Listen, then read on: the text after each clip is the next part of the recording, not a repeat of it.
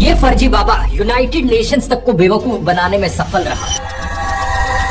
खुद का बनाया संविधान, खुद का झंडा, पासपोर्ट, यहाँ तक कि खुद का नेशनल एंथम भी बना डाला। जब ये सिर्फ 12 साल का था तभी इसकी बॉडी में एक जेनेटिक म्यूटेशन आ गया था, जिसके कारण ये ना तो मेल है ना ही फीमेल है। सितंबर 2018 में तो इसने ये तक कह दिया कि ये 1 साल के अंदर अंदर जानवरों को तमिल और संस्कृत बोलना सिखा सकता है। We are going to have bulls and cows which will talk to you very clearly, legitimately in Sanskrit and Tamil. सबको ऑफर किया गया है कि आप लोग जाकर इस देश की ई-सिटीजनशिप भी ले सकते हो, वो भी बिल्कुल फ्री में। सिर्फ कुछ क्लिक्स करो और आपको इस देश की सिटीजनशिप मिल जाएगी। नमस्कार दोस्तों, विजय माल्या और नीरव मोदी की कहानी तो हम में से हर कोई जानता है। वो लोग जिन्होंने हजारों करोड़ का घोटाला किया और देश छोड़कर भाग गए। लेकिन इमेजिन करो एक ऐसा फ्रॉडस्टर जो ना सिर्फ देश छोड़कर जाता है बल्कि बाहर जाकर अपना खुद का एक नया देश ही बना लेता है।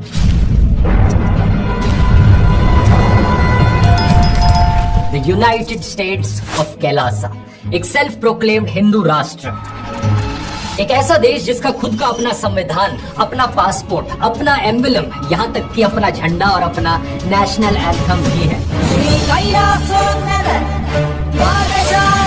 ये कहानी इतनी अजीबोगरीब है कि इस पर अपनी एक थ्रिलर फिल्म बन सकती है। एक ऐसा फर्जी बाबा जो ना सिर्फ अपने हजारों अंध भक्तों को बल्कि यूनाइटेड नेशंस तक को बेवकूफ बनाने में सफल रहा। I'm here representing the United States of Kerala. इसने दर्जनों American, south American politicians, government officials से लेकर अमेज़न जंगल में रहने वाले आदिवासियों तक को स्कैम किया। इसीलिए शायद से इसे दुनिया का सबसे बड़ा, सबसे कमाल का स्पिरिचुअल स्कैम कहा जा सकता है। आइए जानते हैं इसकी कहानी गहराई से आज के इस वीडियो में।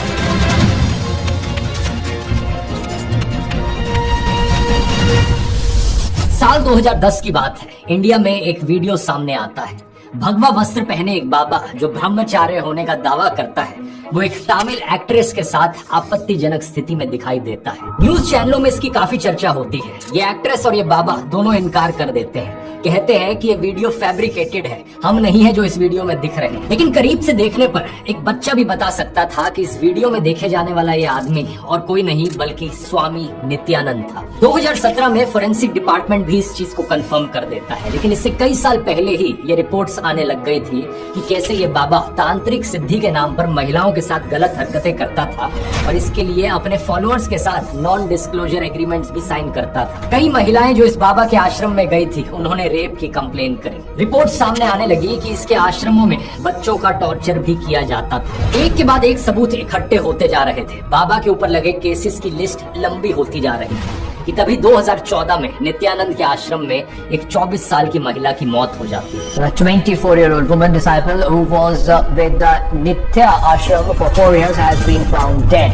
उसकी माँ आरोप लगाती है कि आश्रम ने उनकी बेटी का टॉर्चर किया और उन्हें मारा गया। लेकिन नित्यानंद की तरक्की पर इसका ज्यादा कोई असर नहीं पड़ा। उसकी फॉलोइंग बढ़ती गई, देश भर में फैलने लगी। तेलंगाना, गुजरात, उत्तर प्रदेश, उत्तराखंड, दिल्ली, देश के कई राज्यों में इसने अपने नाम पर प्रॉपर्टी खरीदी। लेकिन सवाल ये कि नित्यानंद इस पोजीशन तक पहुंचा कैसे था? आखिर कैसे इसके पीछे इतने भक्तों की लाइन लगी? असल में कहानी शुरू होती है दोस्तों तमिलनाडु में। 1 जनवरी 1978 अरुणाचलम राजाशेखरन नाम के एक बच्चे का जन्म होता है। असलियत में इसका बचपन कैसा बीता उसके बारे में ज्यादा कोई पब्लिक इन्फॉर्मेशन अवेलेबल नहीं है। लेकिन नित्यानंद दावा करता है कि जब वो 10 साल का था तब अरुणाचला हिल पर मेडिटेशन करते हुए उसे पहली बार डिवाइन एक्सपीरियंस हुआ। कहा जाता है कि इसने मैकेनिकल इंजीनियरिंग में डिप्लोमा किया और सिर्फ 17 साल की उम्र पर ही इसने अपना घर छोड़ दिया था अपने गुरु की मौत के बाद। साल 2000 में इसके द्वारा अपना पहला आश्रम खोला जाता है तमिलनाडु में। लोगों को अपने जाल में फंसाना, अपना अंधभक्त बनाना कोई ज्यादा मुश्किल काम नहीं था, क्योंकि अपने भाषण बड़े ही एग्जैजरेटेड और एनिमेटेड तरीके से देता था। Every thought is independent, illogical, unconnected and unclassed because the gap between two thoughts is too small.